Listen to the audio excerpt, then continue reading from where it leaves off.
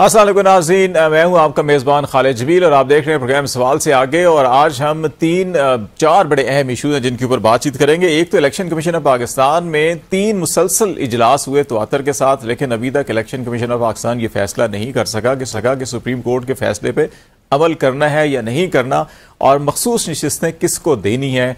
जो legal department है election commission का, वो मुख्तलिफ जो है कि तोजीहात और जो ज़मीनी हकायक उनके करीब बेहतर हैं वो पेश कर रहे हैं, और अभी तक ये फैसला बज़ाहिर नज़र आ रहा है कि सुप्रीम कोर्ट के फैसले पर शायद अमल नहीं होगा। दूसरी तरफ स्पीकर नेशनल असम्बली और स्पीकर पंजाब असम्बली ने अलग अलग खतूत लिखे हैं इलेक्शन कमीशन ऑफ पाकिस्तान को, और उनको कहा है कि इलेक्शन एक्ट 2017 में तरमीम, और ये तरमीम जो है क्योंकि माजी से इसका इतलाक है तो इसलिए इस कानून के तहत ये नशिस्तें पाकिस्तान तहरीक इंसाफ की नहीं बनती। ये जो है कि जो पहले जिनके नोटिफिकेशन हुए थे जिसमें पीस पार्टी या नून लीग को दी गई थी, ये उसी तनासब से उनको दे दी जाएं। फिर नून लीग के कुछ अरकान ने भी इलेक्शन कमीशन में एक पिटिशन फाइल किया है कि ये सीटें हमें दी जाएं। ये मामला दूसरा बड़ा है मामला जो है कि वो इलेक्शन ट्रिब्यूनल्स का मामला है, और इस्लामाबाद के अंदर जस्टिस तारिक महमूद जहांगीरी पर मुश्तमिल इलेक्शन ट्रिब्यूनल बनाया गया था इस्लामाबाद हाई कोर्ट में।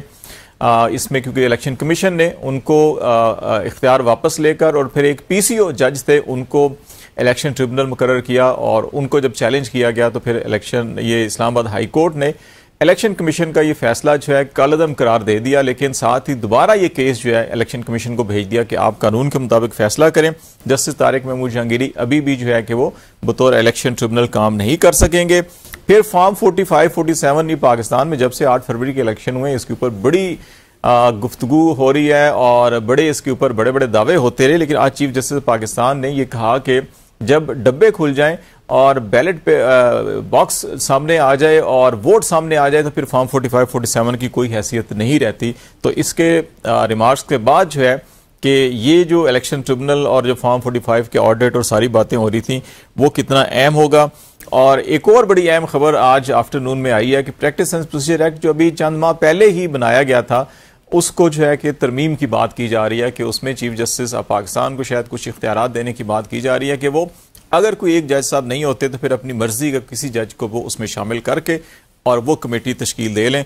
ये चीज़ें हैं, और कुछ आईनी पैकेज के हवाले से भी हम बातचीत करेंगे जिसके बारे में बिलावल भुट्टो साहब के बारे में सेनेटर कामरान मुर्तज़ा साहब ने कहा। उसमें जो बुनियादी इंसानी हकूक़ के हवाले से खास तौर के ऊपर आर्टिकल 8 और 9 का जब उन्होंने बिलावल साहब से पूछा कि आपकी नज़र से गुजरे हैं तो उन्होंने कहा कि नहीं, मजबूरी है, क्या करें, मंजूर करवाना पड़ेगा। तो ये मजबूरियाँ हमें माजी के अंदर भी और अभी भी कब कहाँ किस मकाम तक लेके जाएंगी, ये सारे मौज़ूआत हैं जिनके ऊपर बातचीत करेंगे। इस्लामाबाद स्टूडियो में ज्वाइन कर रहे हैं रियासत अली आज़ाद साहब, सदर हाई कोर्ट बार एसोसिएशन के, फैसल चौधरी साहब सुप्रीम कोर्ट के वकील हैं और माहिर कानून हैं, वो भी हमें ज्वाइन कर रहे हैं, और पाकिस्तान बार कौंसिल के सीनियर मेंबर सैयद अमजद शाह साहब जो है कि मैं स्काइप पे ज्वाइन कर रहे हैं। बहुत शुक्रिया आप तीनों मेहमानों का। शाह साहब, आप सबसे सीनियर हैं, उस्ताद हैं हमारे दोनों इन नौजवान, बल्कि जवान कहें या नौजवान कहें इनको, इनके आप असातिज़ा में शुमार होता है, तो आपसे बात शुरू करते हैं। ये इस वक्त जो सारा माहौल बना हुआ है, आपको ये इतनी ज्यादा तरामीम और इतनी अहम तरीन तरामीम और बेशतर जो है वो इंसानी हकूक और अदलिया से मुतल्लिक है, और वो जो है कि ऐसे छुप छुपा के खुद वुज़रा को नहीं मालूम, कैबिनेट के मेंबर को नहीं मालूम, इत्तेहादी जमातों के सरबराहों को नहीं मालूम, और ऐसे लगता था जैसे अभी आधे घंटे में मंजूर हुई, अभी हुई और अभी हुई, और फिर अरकान पार्लियामेंट जो हैं वो भी लापता हैं, मिसिंग हैं या अगवा हैं, किसी को नहीं मालूम कि अच्छा वोट इस तरह से पूरे किए जा रहे हैं। तो अभी तो आपके नज़र से भी ड्राफ्ट गुजर गया होगा, इसमें कोई अच्छी चीज़ें भी होंगी, बुरी भी होंगी, लेकिन इतनी ज़्यादा बड़ा काम करने से पहले ये अंदाज आपको लगता है ठीक था या इसमें कहीं ना कहीं खराबी थी, और अगर थी तो फिर क्या इसको ठीक किया जा सकता है? मैं बस 2 अल्फाज में इसका जवाब दूंगा कि ये जो ड्राफ्ट आया था ये मंजूर नहीं हुआ। इसमें आप पूरी पार्लियामान को, जितनी पार्लियामेंट में पार्टियां बैठी हैं, सबको अप्रिशिएट करें कि ये ड्राफ्ट मंजूर नहीं हुआ। इक्वली पीपल पार्टी को, नून लीग को, मौलाना साहब को, पीटीआई को, या जितनी सियासी जमातें उसमें मौजूद थी, ये उन सारों की वजह से ये बात हुई है। बस इतना काफी है, इसको खुद समझ में आ गया। अच्छा, चले चौधरी साहब से पूछ लेते हैं कि चौधरी साहब तो बड़े गिले शिले करते हैं कि जनाब के वो जब बंदे भी उठा लिए, सब कुछ भी कर लिया, लेकिन वो शायद मौलाना साहब खड़े हो गए, डट गए, तो नहीं हो सका। चौधरी साहब, आप समझते हैं कि इसमें कुछ बेहतरी तो लाई जा सकती है, किसी वक्त भी आइन में बेहतरी होनी भी चाहिए, वक्त के साथ साथ वक्त के तकाजे होते हैं, उसको बदला जाता है, चीज़ों को ठीक किया जाता है, तो वाकई इसमें बेहतरी की गुंजाइश है। और इसको अगर अभी भी कुछ चीज़ें ठीक हो सकती हैं तो उसमें कोई तजवीज़ सामने आ सकती हैं, जो तरीक़ाकार इख्तियार किया ठीक है, इस तरह चलते रहना चाहिए जो चल रहा है। हाँ सब आइन और कानून में बेहतरी की गुंजाइश तो हमेशा रहती है और होनी चाहिए, और वक्त के साथ साथ चेंजिंग्स जो हैं वो आती हैं, लेकिन क्या ये चेंजिंग्स जो प्रपोज की गई, जो मुसवदा है, अमजद शाह साहब ने एक आज अच्छा काम किया। यूजुअली शाह साहब बड़ा सख्त मौक़िफ़ रखते हैं कि उन्होंने सबकी तारीफ़ की है। मैं शाह साहब के मौक़िफ़ से बदस्त 100% एहतराम मैं पीपल्स पार्टी और नवाज शरीफ को इस मुल्क पे आया, और नवाज शरीफ की जो पार्टीज़ हैं और जो इत्तेहादी जमातें जिन्होंने ये इंट्रोड्यूस कराने की कोशिश की, मैं समझता हूँ कि उन्होंने पाकिस्तान के आइन के ऊपर, मेरे इदारे अदलिया के ऊपर, पाकिस्तान के शहरियों के बुनियादी हकूक़ पे डाका जनी करने की कोशिश की, और उसमें ज़ाहिर है मौलाना फजल रहमान साहब का किरदार है, फिर पाकिस्तान तहरीक इंसाफ का किरदार है, और दीगर जमातों की जो कि इसमें उनके साथ ऑन बोर्ड नहीं हुई, उनका किरदार, उनको सताइश करनी चाहिए। गलत को गलत और सही को सही कहना हमें अमजद शाह साहब ने सिखाया है। दूसरी बात यह है कि आपका जो तरीक़ेकार आपने अपनाया है, देखिए जजेस के अपॉइंटमेंट के तरीक़ेकार पे हम सबको एतराज़ात हैं, लेकिन आइनी अदालत का जो क़याम है, चार्ट ऑफ डेमोक्रेसी मैंने डॉक्यूमेंट पढ़ा तो खालिद साहब उसमें सिविल मिलिट्री रिलेशंस भी हैं, उसमें सिविलियन बालादस्ती भी है, उसमें यह भी कहा गया है कि जर्नैल अपने असासे वेबसाइट्स पर लाएं। सुप्रीम कोर्ट के ऊपर पेंडेंसी को बहुत ज़्यादा तनकीद का निशाना बनाया गया। डिस्पोजल्स के ऊपर बात नहीं हुई, सिर्फ जो पेंडिंग 60,000 है, 20,000 जो इस साल भी डिस्पोज ऑफ हुए हैं उनको नहीं देखा गया। अगर मुकदमात ही मसला है तो मुकदमात का मसला तो सबसे ज़्यादा ज़िले अदालतों में, वहाँ पे जजेस ज़्यादा किया जाए। बार काउंसिल्स में से मैंने तो ये तजवीज़ दी है, आज अभी चारों हाई कोर्ट्स भी मुकम्मल नहीं है, वहाँ पे जजेस की कमी है, वहाँ पे जजेस भी हैं, जजेस की कमी भी है। और अब मेरे दोनों लीडरान कराम बैठे हैं, मैंने तो ये मशवरा दिया है कि आप हमारे बार में से वकला को चुने, अच्छे वकला को कॉन्ट्रैक्ट दें 3 साल 5 साल का, ताकि पेंडेंसी में कम करें, वो अपना रोल अदा करें, बिकॉज वकला जो है इसी प्रोफेशन से मतलब। जहां तक आईनी अदालत की बात है, आईनी अदालत को सुप्रीम कोर्ट किस जरूरत के तहत बनाया जाए। अगर आपने कहा कि आईनी मुकदमात जो हैं वो टाइम लेते हैं, तो सर बात यह है कि अभी आपने 2 एडहॉक जज मुकर्रर किए हैं सिर्फ फौजदारी अपीलें सुनने के लिए, तो इसी तरह जो 5 सीनियर मोस्ट हैं उनका एक बेंच बना दें कि आप आईनी मुकदमात सुनेंगे, बाकी जजेस जो है रूटीन का काम करेंगे। लेकिन सुप्रीम कोर्ट जो है वो एक दुनिया भर में आईनी अदालत है। अगर हमें थाईलैंड और इंडोनेशिया की मिसालें देनी पड़ी हैं तो मैं समझता हूं फिर हमारे इंटेलेक्ट में भी कोई कमी आ गई है, या हमारी जो नज़र है वो दुनिया की दूसरी अदालतों में। क्या आपके हमसाया में मुमालिक में किसी जगह आईनी अदालत है? एक ही अदालत होती है जिसको हम सब ने ये 76 साल से सुप्रीम कोर्ट को जो है वो इदारा बनाया है। हमारे बुजुर्गों ने भी इसमें वकालतें की हैं, हमने भी वकालत की है। अगर आप नेशनल सिक्योरिटी के नाम पे जो हॉरिफाइंग डिटेल्स कामरान मुर्तजा साहब ने बताई हैं कल रात के 2 शोज में, कि आप बुनियादी हकूक से मुसादम आर्टिकल 8 आर्टिकल जो है 17 तो स्पेसिफिकली और आर्मी एक्ट को आप ये कह रहे हैं कि वो उसमें कोई भी जो अपॉइंटमेंट होगी चीफ जो आर्मी चीफ की या दूसरे जनरलों की, वो 2/3 के अलावा जो है वो आप चेंज नहीं कर सकते। आप इस मुल्क को बनाना रिपब्लिक से भी नीचे कुछ चीज बनाना चाह रहे हैं, आप अदालतों पे हमला कर रहे हैं।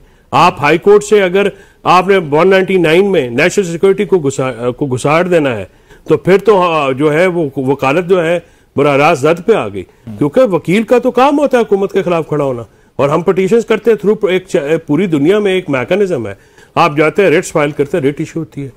ये जो तरमीम है, आज लाहौर में एक बहुत बड़ा वकला कन्वेंशन हुआ है, वहां पे आम वकला ने भी इसको किया है। मैं चाहता हूं कि मेरी पाकिस्तान बार काउंसिल और दूसरी जो नुमाइंदा तंजीमें हैं वो वकला के जज्बात और एहसासात की तर्जुमानी करें। जरा हम इस पे भी बात करेंगे कि कल भी यहाँ पे एक मीटिंग हुई थी, Pakistan bar council, supreme court bar की थी, वजीर कानून ने बड़ी तफसील अटॉर्नी जनरल ने भी सवाल जवाब की नशिस्त भी हुई। रियासत साहब, ये मामला जो है कि खास तौर के ऊपर दो हवालों से बड़ा तनकीद का निशाना बनाया गया। एक ये कि इससे शायद जो मौजूदा हाई कोर्ट्स हैं या सुप्रीम कोर्ट है उसको अंडरमाइन किया जा रहा है, और दूसरा जो है कि जो बुनियादी इंसानी हकूक हैं उनके ऊपर शायद कोई कदगन या अथॉरिटेरियन रजीम लाने की कोशिश की जा रही है। तो आपको भी यही सेंस मिलती है कि ऐसा ही है? अगर ऐसा है तो फिर कुछ चीज़ें जैसे COD में भी थी, अभी फैसल साहब भी ये कह रहे हैं कि फेडरल कॉन्स्टिट्यूशनल कोड जो है तो उसमें अगर बनाना भी है तो उसको हर्ज किया है उसके अंदर, और उसके अंदर किस तरीके से बनाया जा सकता है उसको? बिस्मिल्लाहिर्रहमानिर्रहीम। खालिद भाई, सबसे पहले देखिए आर्टिकल 8, आर्टिकल 9, आर्टिकल 17, ये तीनों जो चैप्टर नंबर 2 कॉन्स्टिट्यूशन ऑफ 1973 है, मैं समझता हूं कि जो पहला जो चैप्टर नंबर 2 है वो तो रूह है इस आइन की।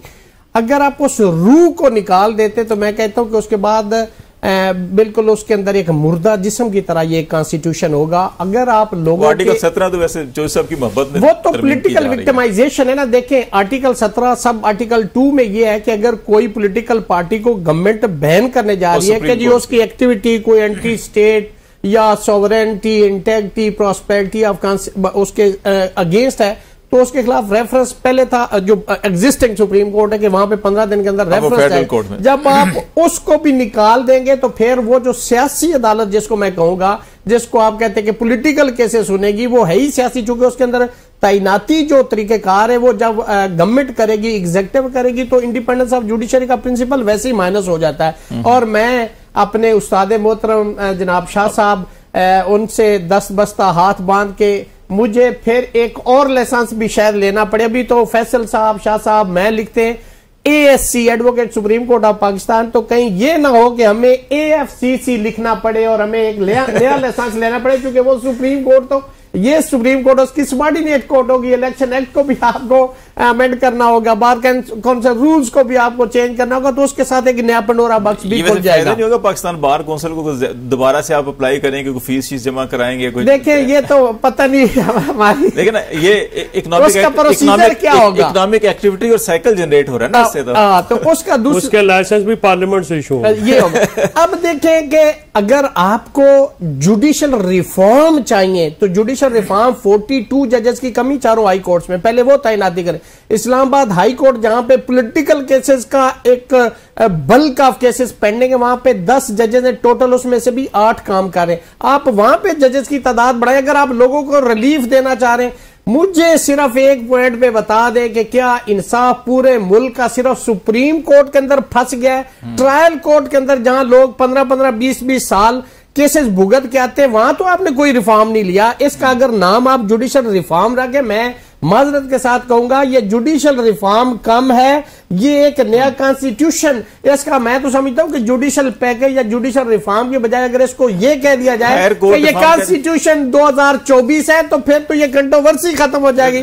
चूंकि आपने 1935 इंडिया एक्ट भी आपने इंटरिम कॉन्स्टिट्यूशन ऑप्ट किया था, आपने 56 का कॉन्स्टिट्यूशन भी तजर्बा किया, आपने 62 का कॉन्स्टिट्यूशन भी, इसके अंदर आपने वो सारे तजर्बे फेल हो गए। जुल्फकार अली भुट्टो शहीद को क्रेडिट जाता है कि उन्होंने एक मुत्तफिका आइन दिया है, और अगर उनके वारिस और उनके मानने वाले, मैं भी भुट्टो के चाहने वाला हूं, मेरे भी जज्बात बहुत मजरू है, जब उनका एक मुत्तफिका आइन दिया गया उसका हुलिया बिगाड़ने के लिए जा रहे हैं और उसके क्रेडिट को डिसक्रेडिट करने के लिए जा रहे हैं, तो सच्ची बात है हमें तो भी एक स्टूडेंट ऑफ लॉ इस पे दुख है और इस पे एहतजाज भी है। दूसरी बात यह है कि जुडिशल रिफॉर्म के ऊपर आप सिर्फ यह कहते हैं कि वो अदालत मैं बनाऊंगा, जिसके केसेस जहां पे चलने ना एग्जीक्यूटिव के केसेस उस कोर्ट में चलेंगे जिसमें एग्जीक्यूटिव खुद जज लगाएगी भाई। और दूसरा पैनल ऑफ जजेस जो अल जिहाद trust versus federation of Pakistan है उसकी वायलेशन है। फिर आप जो ट्राइकॉटमी ऑफ पावर जो कॉन्स्टिट्यूशन के अंदर 3 ऑर्गन्स बता दिए गए, हमने तो ये पढ़ा था कि no institution will transgress into the other institution, उस प्रिंसिपल को आप कहां लेके जाएंगे? आप किधर लेके जा रहे हैं? जमाने में दुख और भी है मोहब्बत के सिवा। वो एक शेर है ना, ताजा हवा के शौक में है साकनाने शहर, इतने न दर बनाओ कि दीवार गिर पड़े। आप इस कॉन्स्टिट्यूशन के अंदर इसका हुलिया ना बिगाड़े कि ये कॉन्स्टिट्यूशन ही खत्म हो जाए। ये इस कौम की अमानत है, इस मुल्क की अमानत है, हमारी वुकला की ये अमानत है। इसके अंदर खयानत ना करें, नेक नीति से चले, तब ये मुल्क तरक्की कर सकता है, तब ये आइन के साथ सुप्रीमेसी ऑफ कॉन्स्टिट्यूशन हो सकता है, रूल ऑफ लॉ हो सकता है। शाह साहब बड़ी तफसील से चौधरी साहब ने और रियासत आजाद साहब ने बात की। 2-3 नुकात बड़े अहम हैं इसके अंदर। मैं एक सिर्फ रियासत भाई की उन्होंने कहा कॉन्स्टिट्यूशन 2024 है, मैं कहूंगा ये लीगल फ्रेमवर्क ऑर्डर 2024 है, LFO 2024 है, PCO भी 2024 हो सकता है LFO के अलावा। शाह साहब एक ब्रेक लेते हैं, ब्रेक के बाद जरा ये 2-3 नुकात हैं जिसके ऊपर COD और फेडरल कॉन्स्टिट्यूशनल कोर्ट है या जो जजेस के तरीकाकार जो तकर्रियों का है, ये तैनातियों का, इसके ऊपर तो हमेशा से बड़ी डिबेट होती रही है ये। और सबसे अहम सेंसिटिव इशू भी यही है कि क्या अदलिया के अंदर इस तरह से मुदाखलत हो सकती है या नहीं हो सकती। फैसले भी मौजूद हैं, तो इस पे आपका हम जरूर कमेंट्स चाहेंगे। ब्रेक के बाद नाज़रीन हमारे साथ रहिएगा।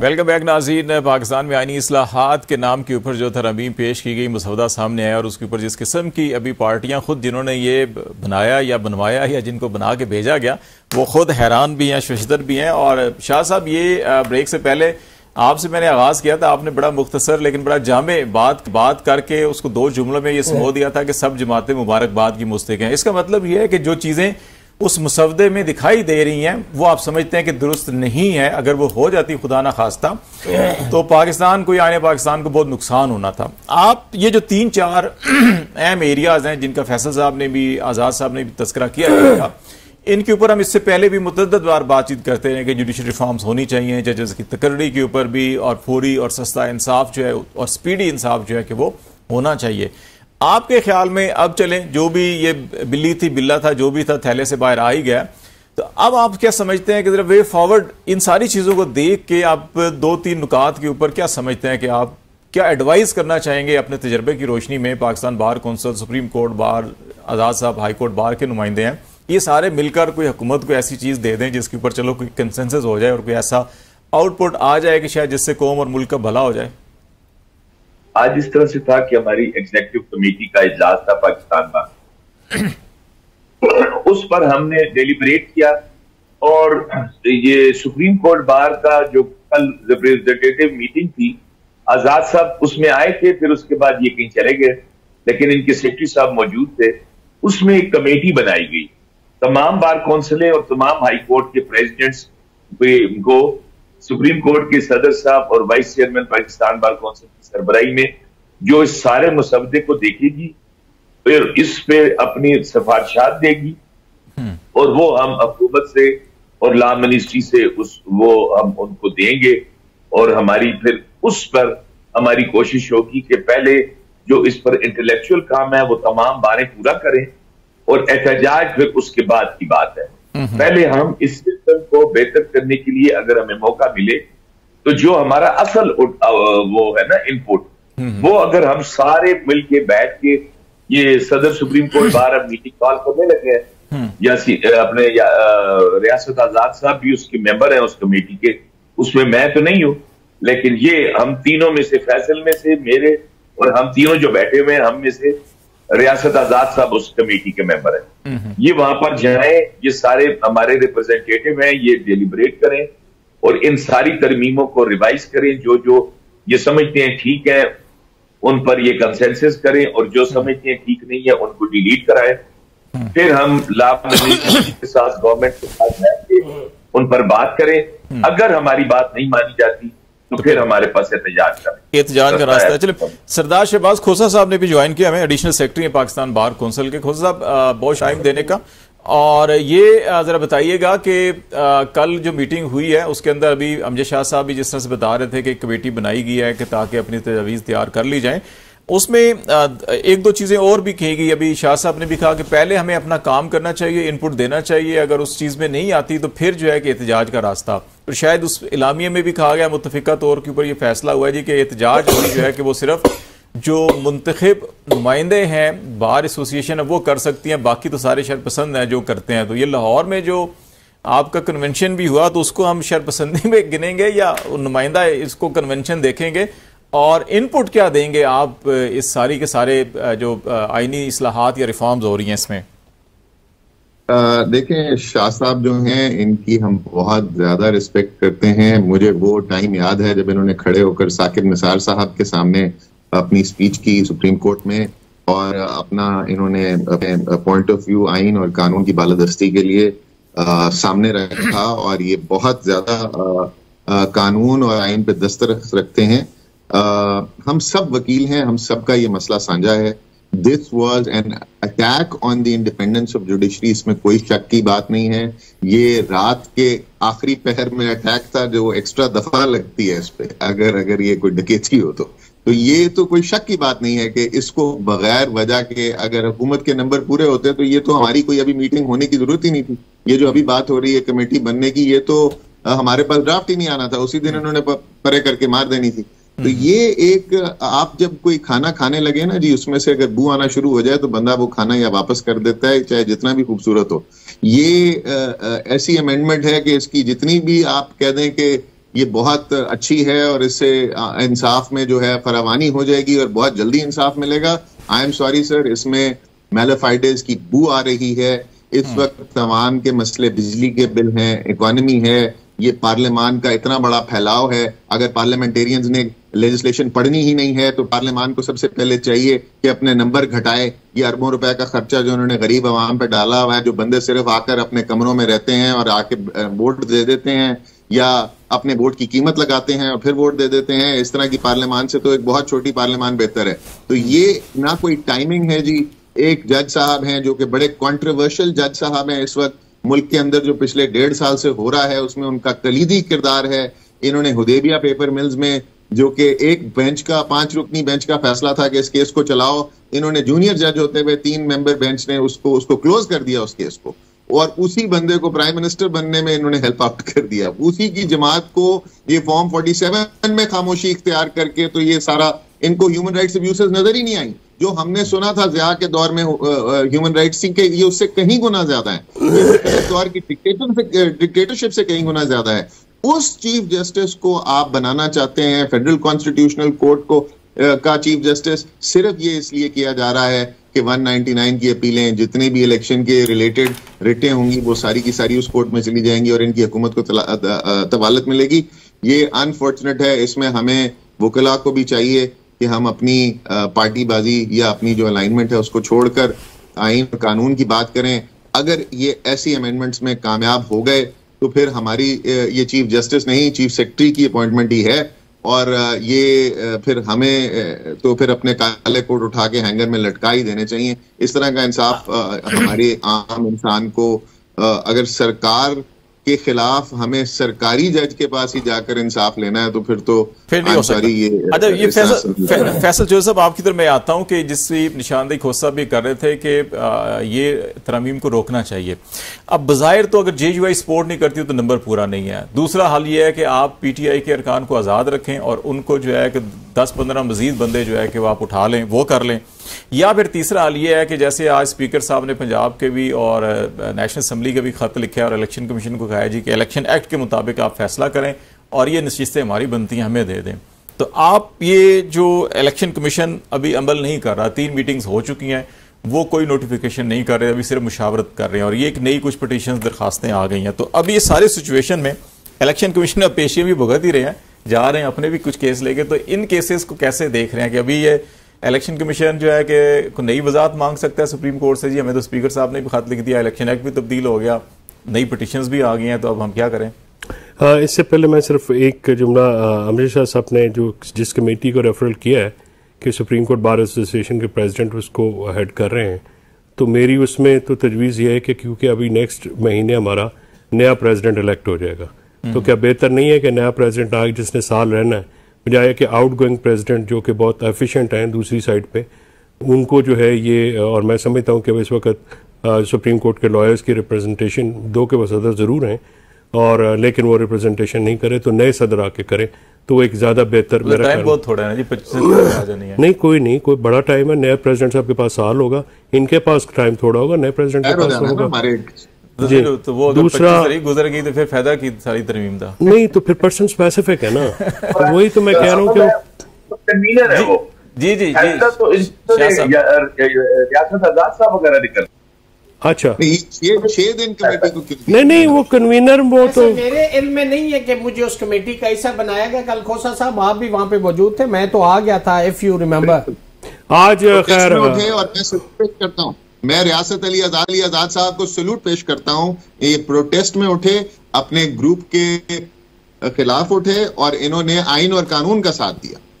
अच्छा, इसमें रियासत आजाद का किरदार हमेशा शानदार रहा है और साहब तो बाइकाट करके तो नहीं गए जी, बाइकाट ही करके गए। पूछ लेते हैं रियासत साहब, आप कल क्या सुना, दरवाजे से ही वापस चले गए थे? मैं गया था, सच्ची बात है, जो वो अभी ऑन एयर मुनासिब नहीं लगता। मैं गया था तो मैंने अपना पॉइंट ऑफ व्यू वहां पे जब पुट किया, तो चूंकि मैं इस धड़े से ताल्लुक रखता हूं तो मेरी क़यादत ने कहा कि इस पे बात करनी। मैंने कहा मेरा तो बिल्कुल इस पे 180 के उस पे मेरा इख्तिलाफ है, तो मुनासिब नहीं लगता कि मैं जाके इस पे करूं, तो आप लोगों के लिए वो मुनासिब नहीं लगता, तो इसलिए मैं आ गया। वापस चले गए, ठीक है। तो मौजूद थे, सबका मौक़िफ़ वही था जो आपका है।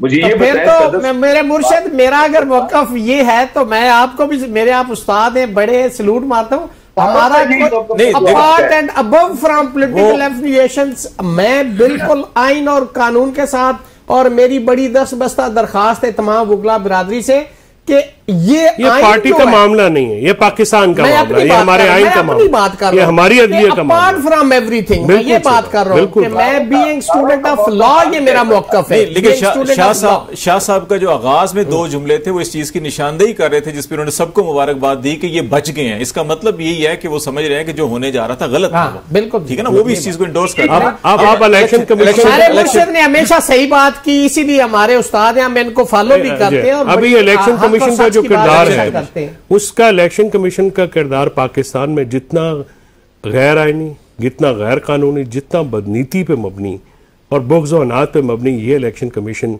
आप पहले एक केस भुगत रहे हैं वहां पे, मैं 5 और भुगतने को तैयार हूं, मैं इनसे भी बड़ी अदालतों में भुगतने को तैयार हूं। मैं जो सच बात है वो कहने से कभी नहीं रुकूंगा। इसके लिए मुझे जेल भेजना, भेज दें। जिसको कंटेम्प्ट में का शौक है मुझे बुला ले, मैं कंटेम्प्ट फेस कर लूंगा। ये एक अजदह हैं इस मुल्क में जो कि मुल्क के आइन, जमहूरियत और बारों को निगलना चाहते हैं अपने जाती इक़्तिदार, अपने इक़्तिदार की भूख के लिए। देखिए, election commission Pakistan, supreme Court और पाकिस्तान का फैसला, मैं कहता हूं कि अगर गलत भी हो तो उसके खिलाफ रिव्यू है, रिव्यू आपने फाइल किया हुआ है। आपने पहले जो है आइन तोड़ा, 90 दिनों की बजाय इलेक्शन को 6 महीनों तक लेके गए, और मुझे अफसोस है कि हम वकला खामोश रहे उसमें। आइन की बालादस्ती होगी तो वकला की इज्जत होगी, अदालत की इज्जत होगी तो हमारी इज्जत होगी। अगर हमारे जजिस को इस तरह से ट्रीट किया जाना है, शीप्स की तरह, भेड़ों की तरह, तो फिर हम तो किसी खेत की मूली नहीं है। बात यह है कि अगर एक जज जो है वो करता है किसी इलेक्शन कमीशन के ट्रिब्यूनल में, आपके कहने के नहीं मानता, आप उसके घरों में कैमरे लगाते हैं फिर भी वो बात नहीं मानता, आपने उसके बच्चों को धमकियां देते हैं वो तब भी नहीं मानता, आप उसकी डिग्री जो है उस पर चले जाते हैं। तो सफदर शाह साहब के साथ भी यही हुआ था। कोई हद रहे, हद है। मैट्रिक की सरहद उनकी जो है, बात यह है कि हमने इस कॉन्स्टिट्यूशनल अमेंडमेंट में एक नई स्कीम भी डाल दी है कि जजेस को ओएसडी बना के उठा के परे फेंको। शहबाज, ये जो तरमीम है ये है कहाँ, ये दी किसने है? जो लॉ मिनिस्टर साहब है 5 के तो मुसवदे इसके, मतलब तो समझ में नहीं आती कि मुसवदे हैं कहाँ। और असल मुसवदा जो है जहां से आना था, जिस तरह से सीक्रेट रखा गया। देखिए सर, मैं आपको एक बात कहते हैं 80 से ज्यादा शायद सर, बात यह है कि जिंदगी पूरी पड़ी है, ये तरमीम कर लें बंदे उठा के, जिन्होंने मुझे ये बताएं कि हमारी बार काउंसिल को ये हर मामले पे हम तो देते हैं ना, हम एक्सपेक्ट भी करते हैं कि फिर जब किसी रिप्रेजेंटेटिव की बीवी और बच्चे को उठा लिया जाए और हम लोग सारे खामोश रहें, ये एक जाति नहीं है कि आप सादुल्लाह बलोच की बीवी और बच्चे को उठा के और उसको 3 दिन आपने गायब रखा, फिर आज उसकी जो पिटीशन लगी थी जज साहब छुट्टी पे चले गए। ये अंदर से भी लोग मिले हुए हैं। देखिए, ये एक साजिश है पाकिस्तान के खिलाफ। और हमारा क्या है सर, हम आज भी लड़ेंगे, हम कल भी लड़ेंगे, सारी उम्र पड़ेगी, हम और लड़ते भी लड़ेंगे। हमारे बुजुर्गों ने देखा है, हमने देखा है कि जो लॉयर्स हैं वो ज़िया के खिलाफ भी लड़े, बहुत से मार्शल लॉ के खिलाफ भी लड़े, तो हम भी लड़ लेंगे। शाह साहब, 2 साल बाद बात की कि हम बच गए हैं, मगर हम एक लोडेड गन के साथ दोबारा फायर करने की इजाजत दे दें, ये भी अच्छी बात नहीं है। ये भी नहीं है। अच्छा आजाद साहब एक चीज बताएं, फिर मैं ये अमजद शाह साहब आपकी तरफ भी आऊंगा। ये अभी शहबाज खोसा साहब ने पहले एक बात की थी, चौधरी साहब ने भी उसकी निशानदेही की कि ये जो इलेक्शन कमीशन का कंडक्ट है सारा का सारा, और इस वक्त सुप्रीम कोर्ट के फैसले के बाद मखसूस नशिस्तों का ऑलमोस्ट तय हो चुका, लेकिन एक नया तजिया अभी कजिया आ चुका है, स्पीकर का खत और ये सारी चीजें आ गई हैं। दूसरे चीफ जस्टिस पाकिस्तान ने भी आज एक केस में, रिकाउंटिंग के केस में कहा कि फॉर्म 45-47 की कोई हैसियत नहीं है। जब डब्बे खुल जाएं, अगर वोट सामने आ जाए और पता चल जाए कि ठप्पे ज्यादा लगे या कम लगे, मुस्तरद हो गए, दोबारा गिनती के बाद 45-47 की कोई हैसियत मैंने जिंदगी में नहीं। बात ये है कि जब दोबारा काउंटिंग होती है तो जो वोट कास्ट हुआ होता है दूसरी साइड पे एक और ठप्पा लगा दे, तो वो जितने मर्जी उसमें से वोट आप मुस्तरद कर दे। तो ये हमारे कल्चरल हिस्ट्री रही है इलेक्शन। हमारे पीएफयूजे के एक इलेक्शन था, उसमें एक साहब हार रहे थे तो उन्होंने वोट का नतीजा ही खा गए थे, कहते हैं साबित कर दो। लेकिन एक चीज मैं बताऊं, ये जो लेजिस्लेशन बाय विर्चू ऑफ जिसको कॉन्स्टिट्यूशनल या जुडिशल पैकेज या जुडिशल रिफॉर्म का नाम दिया जा रहा है, आप सुप्रीम कोर्ट ऑफ पाकिस्तान को आउटसोर्स करने के लिए जा रहे हैं, आप उसको एक रिडेंडेंट करने के लिए जा रहे हैं। और अल्लाह माफ करे, मुझे तो ऐसे लग रहा था कि कहीं ये ना डिक्लेयर कर दिया जाए कि सुप्रीम कोर्ट का दर्जा जो है वो एक यूनियन काउंसिल लेवल का होगा, क्योंकि उसकी जजमेंट भी बाइंडिंग नहीं होगी आर्टिकल 189 के तहत। कसर तो छोड़ी नहीं, अल्लाह ने बचाया। वैसे इसमें ये एक जुमला मैंने देखा था, सुप्रीम कोर्ट ऑफ पाकिस्तान नहीं सुप्रीम कोर्ट लिखा जाएगा, ये ऑफ पाकिस्तान क्यों निकाला वो फिर जो सुप्रीम कोर्ट होगी, अब ये सुप्रीम है, फिर वो सुप्रीम हो जाएगी ना, इसलिए फिर ये नहीं हो सकता। ये एक यानी लोग पहले 25-30 साल तक धक्के खाते, जब आप एक और अदालत भी ऊपर ले जाएंगे, यहां से पॉलिटिकल केसेस उठा के वहां ले जाएंगे, तो फिर उसका क्या हशर होगा। सवाल ये नहीं है, सवाल ये है कि आज जो कंडक्ट इलेक्शन कमीशन का कि और पार्लियामेंट के अंदर से खतूत का जाना, अदलिया को बजाय सपोर्ट करने के, इंडिपेंडेंस ऑफ जुडिशरी जो है वो हमेशा इंतजामिया के हक में हुआ करती है, उसको फेवर करती है कि वो रूल ऑफ लॉ को कायम करे। आप जर्मनी की मिसालें देते हैं, आप फ्रांस की मिसालें देते हैं, वो 500 साल हमसे आगे, वहां के जैसे पॉलिटिशियन से वहां वो लेके आए। वो जो आपका लीगल एक्यूमेंट है, जो आप for the interest of nation, for the welfare of the general public legislation करते हैं, मुझे वो विजडम यहां पे ला के दे। आप कंपैरिजन करते हैं, हमारे यहाँ 12 गो की रोड नहीं सीधी होती, और आप साले जर्मनी की और कॉन्स्टिट्यूशन के जी वहां पे एक आईनी अदालत है, हमारे पास सिविल कोर्ट नहीं अभी सीधी हो रही है, उसके अंदर जुडिशल रिफॉर्म नहीं आ रहा, और आप मिसाल दे के, सिर्फ मिसालें दे के सुप्रीम कोर्ट को आप तय करना चाह रहे हैं, ये नहीं है। उसकी रीजन ये है कि अगर आप सुप्रीम कोर्ट के फैसलों को आज बेतौकीर करेंगे, तो जो आर्टिकल 204 है, सब आर्टिकल ABCD उसके तहत कंटेम्प्ट है। किस लॉ के तहत ये स्पीकर ने खत लिखा है, किस लॉ के तहत प्रोविंशियल असेंबली के अंदर के उनको सीटें दी। और देखें, दो तरह के कवानीन होते हैं, एक होता है प्रोसीजरल लॉ होता है और एक होता है सब्सटेंटिव। जो सब्सटेंटिव होता है उसका रिट्रोस्पेक्टिव इफेक्ट नहीं होता, उसका हमेशा दूसरा जो है ना उसका प्रोस्पेक्टिव इफेक्ट। अब उसको रिट्रोस्पेक्टिव इफेक्ट आप देखे तो ये नई कानून साजी करके by virtue of legislation you can not frustrate the domain mandate of the judgment of the Supreme Court. और जब आपकी पॉलिटिकल लेजिटिमेसी क्वेश्चन है, बहुत बड़ा क्वेश्चन, आपकी पॉलिटिकल लेजिटिमेसी के ऊपर। एक ब्रेक लेते हैं, जरा एक ब्रेक ले लेते हैं, उसके बाद अमजद शाह साहब ये सारे जो नुकते हैं कमीशन के भी सारा, और ये मखसूस नशिस्तों के मामले के ऊपर ये दिखाई दे रहा है कि हुकूमत को इस वक्त अशद जरूरत है 2/3 की। बुनियादी मसला सिर्फ ये है, JUI मानी नहीं है, और आज़ाद अरकान भी शायद उस तरह से जितने वो चाहते थे वो नहीं टूट रहे उनसे, को 2, 4, 5, 7 शायद मैनेज कर लिए थे, लेकिन JUI नहीं मान पाई। तो अब ये मामला जो है कि शायद इलेक्शन कमीशन की मदद से सीटें ली जा रही हैं, तो सुप्रीम कोर्ट के फैसले और ये सारी जो सूरत हाल है ये कितनी संगीन हो जाएगी अगर ये किसी और तरफ चला गया, तो क्या फिर कॉन्स्टिट्यूशनल इदारे सारे आमने सामने खड़े हो जाएंगे, लड़ाई होगी, क्या होगा, इस पर हम बात करेंगे ब्रेक के बाद। नाज़रीन हमारे साथ रहिएगा।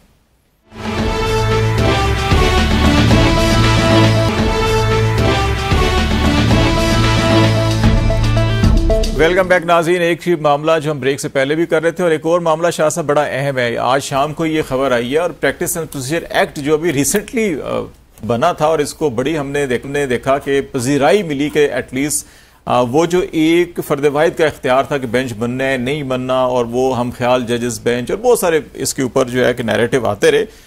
अब आज ये खबर ये आई है कि इसमें एक सदारती हुक्मनामे के जरिए जो है कि तरमीम की जा रही है, और उसमें यह है कि जी कि अगर कोई एक जज साहब नहीं होते तो चीफ जस्टिस साहब को कुछ पावर्स दी जाएं कि वो अपनी मर्जी का चौथा कोई भी जज लेकर जो है कि इस काम को चलाएं।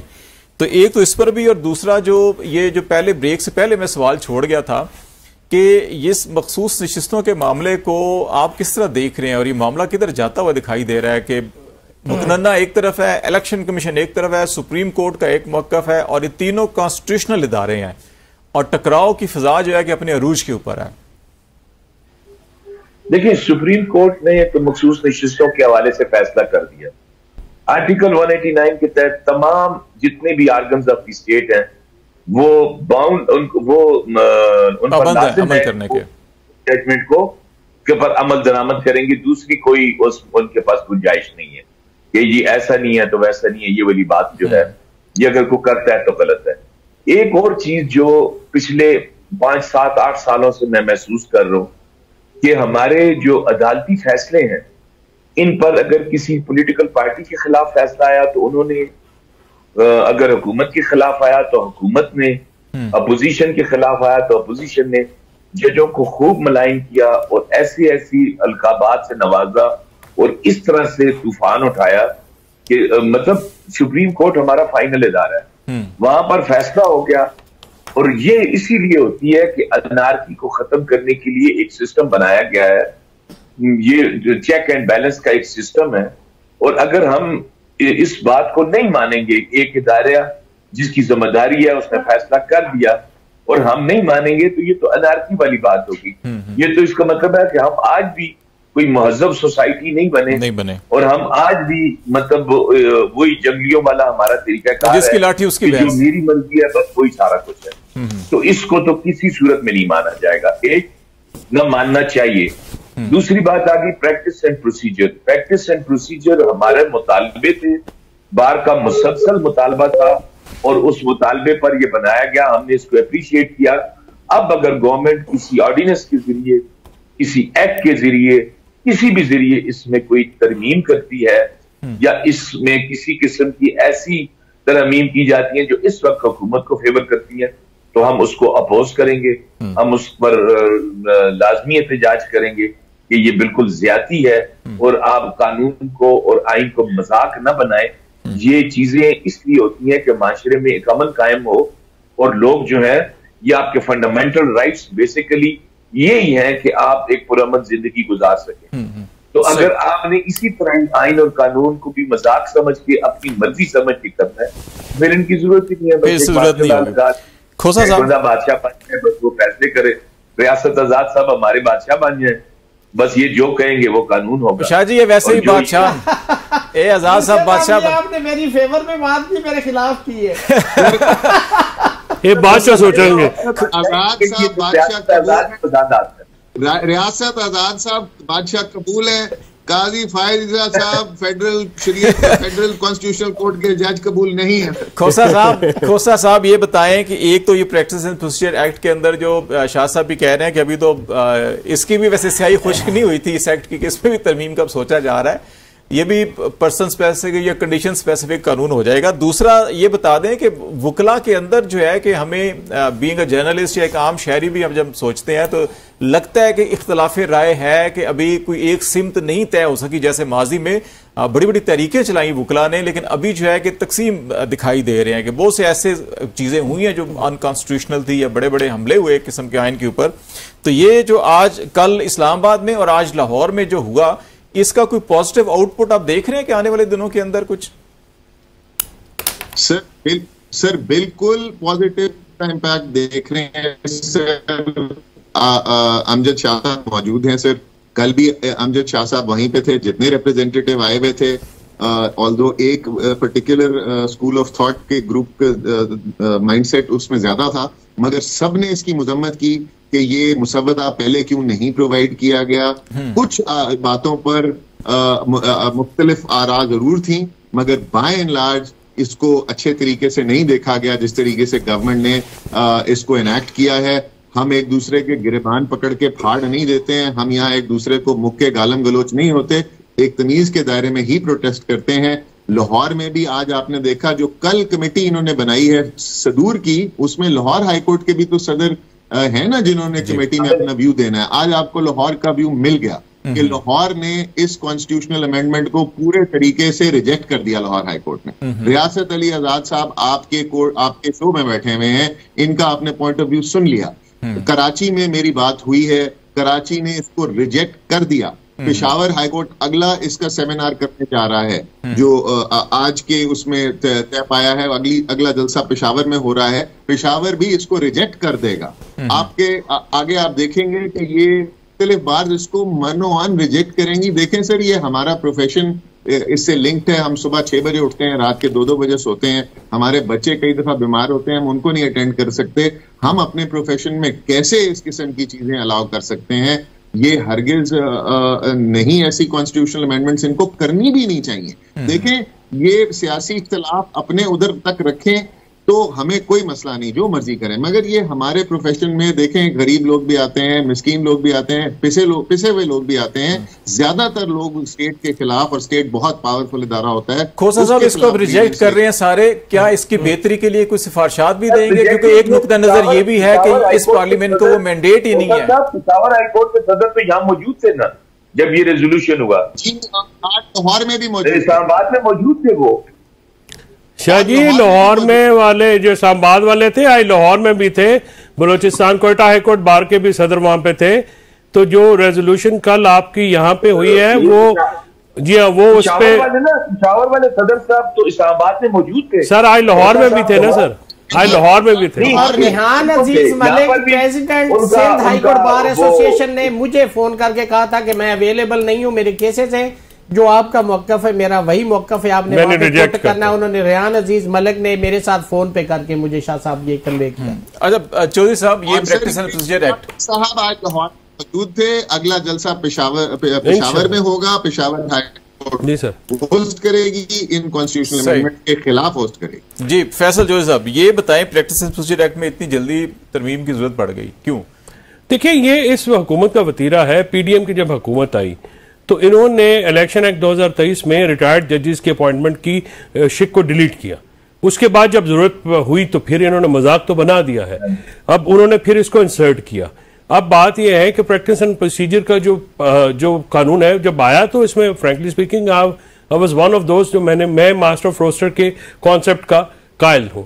लेकिन जब ये प्रैक्टिस एंड प्रोसीजर आया तो पता लगा है कि जो सीनियर मोस्ट जजेस हैं, अगर एक की बजाय 3 करेंगे तो शायद बेंचेस अच्छे बने। मैं तो चाहता हूं कि प्रैक्टिस एंड प्रोसीजर को हाई कोर्ट्स में भी अप्लाई किया जाए, यानी चीफ जस्टिस की जो वो पावर्स हैं कॉलोनियल दौर की, उसको डेमोक्रेटिक करने की जरूरत है। इनको जो है 3 सीनियर मोस्ट जजेस का करना चाहिए। आपको ये नहीं है कि एब्सेंस में जो वो ये भी मैं आपको इत्तला दे दूं, ऑर्डिनेंस ये आ रहा है कि तीसरा जज चुनेगा ही चीफ जस्टिस, यानी वो अपनी मर्जी का जज लगाएंगे और 3-2-1 से वो बेंचेस बनेंगे। सो ये चीज जो प्रैक्टिस एंड प्रोसीजर में जो चेंजेस लाई जा रही है, मसला ये है हमारे भी जी, तो ये जो प्रैक्टिस एंड प्रोसीजर के जो एक्शन है ये हाई कोर्ट्स में भी एप्लीकेबल होना चाहिए। वहां पे भी जो एक मतलब अनानियत है चीफ जस्टिस साहिबान की, वो भी खत्म होनी चाहिए। और इस तरह से बात यह है सर कि कोई किसी पार्टी से ताल्लुक वकुला का होता है, हम पॉलिटिकल एनिमल्स होते हैं, लेकिन ये मामला जो है ये किसी सियासी जमात का नहीं है, ये आइन का मामला है, पाकिस्तान के इदारों का मामला है, हमारी अदालतों का मामला है, हमारे अपने प्रोफेशन, हमारी अपनी बका का मामला है। लिहाजा हम इसके लिए जो है तमाम मुकला, मैं, रियासत आजाद साहब, शहबाज खोसा साहब और अमजद अली शाह साहब भी, मुझे उम्मीद है कि ऐसी किसी ड्रैकोनियन अमेंडमेंट की सपोर्ट नहीं करेंगे जिससे हमारे इदारों पे, हमारे बुनियादी हकूक पे, सिविल लिबर्टीज के ऊपर और आइन और जमहूरियत पे कोई सवाल। रियासत साहब, आप ये समझते हैं कि प्रैक्टिस एंड प्रोसीजर एक्ट के ऊपर बेशक आप कमेंट कर लें? और दूसरा जो सवाल मैंने खोसा साहब से भी किया था, क्योंकि वो भी सुप्रीम कोर्ट बार में एडिशनल सेक्रेटरी हैं और शाह साहब पाकिस्तान बार कौंसिल के एग्जीक्यूटिव कमेटी के भी सरबराह रहे हैं, अभी भी वहाँ मेंबर हैं। ये जो वकला के अंदर बदकिस्मती से हमें कुछ तकसीम ज़्यादा अभी नज़र आई कुछ अरसे में, और बाद लोगों का ख्याल है कि शायद वो 1-1.5 अरब की ग्रांट जो है उसने बड़ा काम किया था, तो उसमें भी हम नहीं जाते। लेकिन आप समझते हैं कि कुछ ये बेसिक प्रिंसिपल्स हैं, आप हैं, खोसा साहब भी हैं, अमजद शाह साहब भी हैं, मतलब आप सारों का पॉलिटिकली एक डिफरेंट स्कूल ऑफ थॉट से आप तक, फैसल साहब भी, लेकिन आप सबका एक चीज का एक और दूं, सबसे बड़ी ग्रांट इस्लामाबाद हाई कोर्ट को, और इस्लामाबाद में प्रोजेक्ट चल रहे हैं, रियासत अली आजाद को मेरा दोनों हाथों का सलूट। सबसे ज्यादा ग्रांट जो है इस्लामाबाद की बार को मिली है, और इन्होंने फिर भी साबित करने का और आइन और कानून और दस्तूर का साथ दिया है, इनको मेरा दोनों हाथों में। ये खोसा साहब, इनकी ग्रांट आप रुकवाने के ऊपर तुले हुए हैं। ये बताएं कि आप समझते हैं कि सारी जो डिबेट कर रहे हैं कि जो ये नियर फ्यूचर के अंदर जो रिकमेंडेशन चीजें सारी हैं, कि आप सब किसी यकसुई के साथ आगे बढ़ सकेंगे या समझते हैं तकसीम ज्यादा बढ़ेगी? देखें, काले कोट वाला किसी भी जगह पे हो, किसी भी जगह पे जो हमारा दिल है ना वो इकट्ठे धड़कता है, और आइन और कानून के साथ बिल्कुल हम मुतफिक और मुतहिद हैं। उसकी रीजन ये कि हम अपने आप को क्लेम करते कि we are the custodian of the constitution. और हमेशा आप देखें जब मुशर्रफ का था, इसमें थोड़ा सा ये होता है कि चंद एक थोड़ा सा सेगमेंट ऑफ लॉयर जो होता है वो ये होता है कि कोई पॉलिटिकली एफिलिएटेड है, जब वो ओहदेदार किसी सियासी जमात के तो उस पे ओहदेदार है या कोई सियासी उसको जॉब मिल गई है, तो थोड़ा सा वो उसमें थोड़ा सा मसलियत का शिकार हो सकता है। लेकिन ऑफ द रिकॉर्ड वो हमें यही कहते हैं कि यार ये जो कुछ हो रहा है वो गलत हो रहा है। ये मैं खुद मेरे साथ लोगों ने कन्वे किया है। लेकिन बात ये नहीं, बात ये है, मैं एक शेर में अपना सारा मौकफ दे दूंगा, लेकिन जो आपने प्रैक्टिस एंड प्रोसीजर की बात की, अब मेरे ख्याल में दुनिया छोड़ भी बड़े सारे काम ने, सिवाय इस दे के जी तुसी सिर्फ अपनी स्किन नू सेव करने वास्ते एक कंप्यूटर च मुख्तलिफ कवानीन बना लो, जो ही जरूरत पवे ए फार्मूला दे दो, ए नहीं चलता थे ए दे दो, फिर आप लेजिस्लेशन पार्लियामेंट को छोड़ दें। फिर अगर आपने सिर्फ अपनी स्किन सेव करने के लिए ये लॉ बनाने और इस तरह करने तो इसको छोड़ दें। मेरी सेक्शन ऑफिसर्स के जरिए जो लोग ये कर रहे हैं ना, उनके लिए एक शेर है, रहेगी सादा किताब कब तक, कभी तो आगाज बाब होगा, जिन्होंने बस्ती उजाड़ डाली कभी तो उनका हिसाब होगा। जनाब बहुत शुक्रिया रियासत अली साहब आपका, और फैसल चौधरी साहब आपका भी, अमजद शाह साहब बहुत शुक्रिया आपका भी, और सरदार खोसा साहब additional secretary supreme court bar association हमारे साथ थे। यही बात है कि आइन और कानून के अंदर तरमीम वक्त के साथ साथ ये जिबिलत का तकाजा भी है, नेचर का तकाजा भी है, लेकिन जो है कि ये महज चंद हफ्तों महीनों के अंदर, चंद दिनों के अंदर शख्सियात को या मौका महल देख के बार बार अगर हम इसको बदलेंगे तो ये कल ये वापस लौट के हिस्ट्री का पहिया ऐसा होता है कि वापस लौट के जो है कि अपने गले में आता है। ये ज़रूर सोच लेना चाहिए। आज तक के लिए इतना ही। खालिद जमील को इजाज़त दीजिए। अल्लाह हाफिज़।